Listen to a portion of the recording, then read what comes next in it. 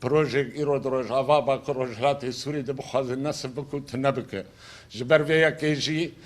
اف هزه ناو نتوی یک خودی باندور نانا سر مستوى سوريا بتوایی چه روسن چه امریکانن جیم خابنیه حتی انها وقت به چاوی خوا جالی و ایریش هب قرش دگرن و حتی انها وقت به نبونو خودین هلوست برانبری ایریش ترکای قرش جبلي ويجي رژیم سوری اویک تم و تم وقت به بناوه نشتبان پروریه ولاد پاریزیه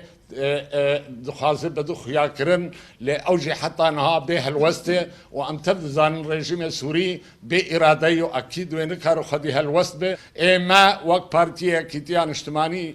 كردي ام هزه ما و برانبري في اريشه بسكنن باراده خرد وقت ايرو ساكنين باللهنجي وبخازن في اريشه فقرينن بتشل سرمت كلفه برا بكلفه لانه ام قلوب راحتي وقت خلج مد خوازن یا تسلیمی وی بکه یا تسلیمی وی بکه اما ویرنگی امنیزی که وی مسئله خانه نابن